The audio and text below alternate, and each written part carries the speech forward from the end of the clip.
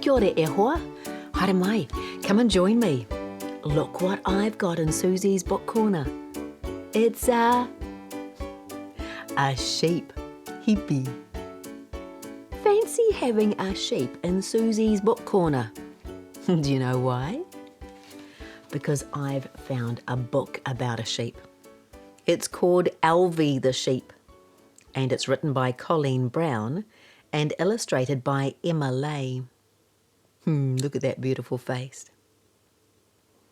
Would you like a story about a sheep? I wonder what Elvie's going to get up to. Let's find out. Elvie the sheep didn't live in a paddock or on a farm. She didn't even live with other sheep.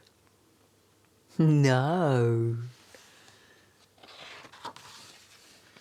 Elvie the sheep lived in the Pollock's backyard, next to the hen house, near the airport. Every day Elvie gazed up at the planes flying overhead.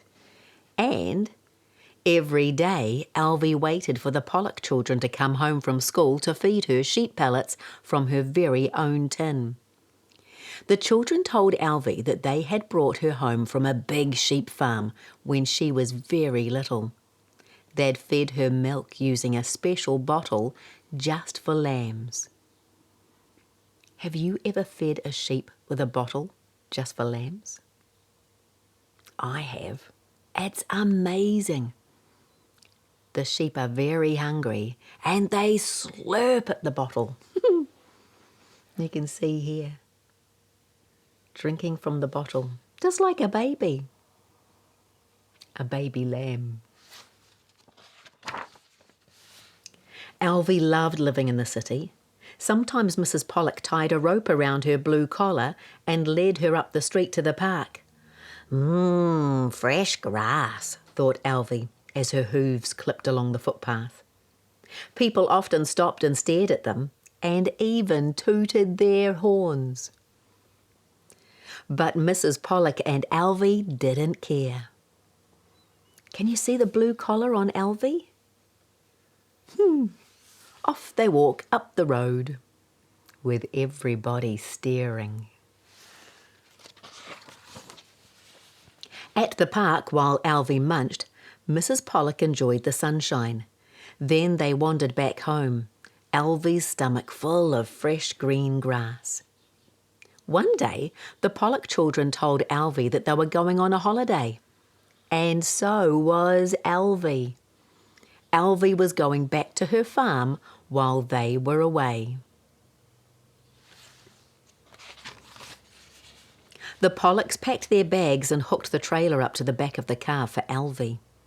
Elvie was very excited on her journey to the farm. She smelled freshly cut hay, and there was so much grass. Much more grass than in her little park. Look at all the grass. Paddocks and paddocks of fresh green grass and hay.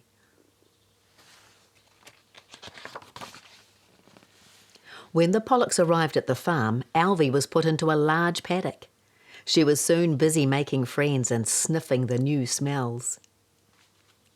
After a couple of weeks at the farmer had to decide which sheep would be sent away and which ones he would keep. Look at all the sheep. How would he choose which ones to keep and which ones to send away? There's so many.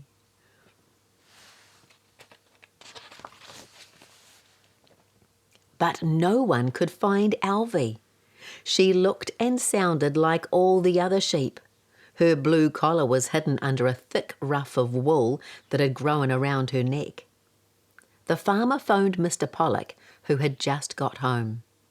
"We're sending some of the sheep away in a few hours. We don't know which one is Elvie. You better get here quickly," he said. Can you see the farmer on the phone?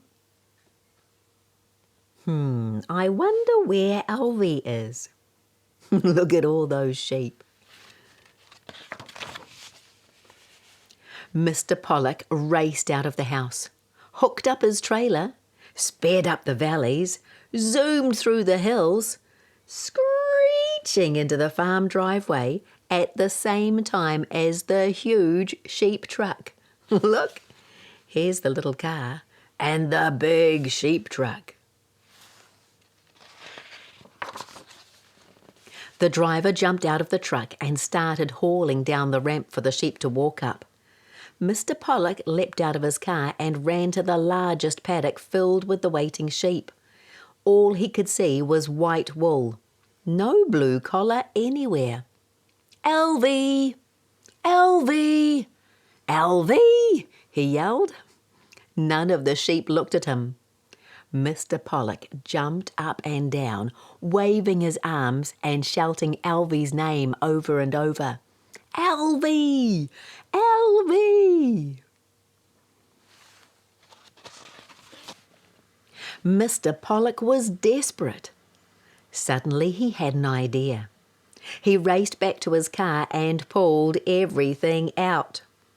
Uh-oh. Oh, and a ball's bouncing off.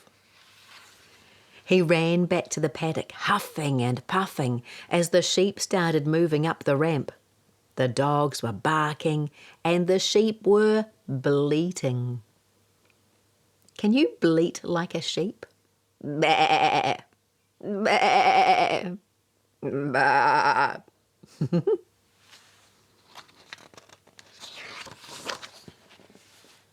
Mr. Pollock had found Elvie's old feeding tin. He shook it hard. The sheep pellets rattled and smacked against the side of the battered tin. "Elvie! Elvie!" he shouted again. He held the tin high in the air as he shook and bashed it with his fist. Suddenly, one of the sheep looked up. It put its head to one side, listening. Then it trotted over to Mr. Pollock, poked its head through the fence, and butted his foot. It was Elvie. Out of all those sheep, Elvie heard that tin and went, sheep pellets, yum. "Elvie," said Mr. Pollock, hugging her tightly, "I am pleased to see you." As quick as a flash, Mr. Pollock loaded Elvie into the trailer and headed back home. Can you see Elvie in the trailer on the back of the car? Home.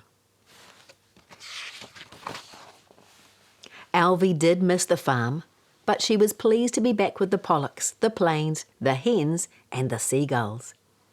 Elvie realised that while she had liked her time as a farm sheep, she was a city sheep, not a country sheep. Elvie, the city sheep. Here she is, standing on the deck looking down into the backyard. Can you see the chickens? Just here. And that's the end of the story. What a good story. And in the back of the book, there is a Where is Elvie game. You can look for Elvie the sheep hiding somewhere here in the city. I wonder where she is. Oh, and in the front of the book, just here, is a photograph of the real Pollock family and Elvie the sheep. This is based on a true story. How cool. If you'd like to find out more about Elvie the sheep, you can visit copypress.co.nz. And if you want to come back for another story, you can come back anytime you like. I'm always here with a story for you. Ka kite. Goodbye, my friend.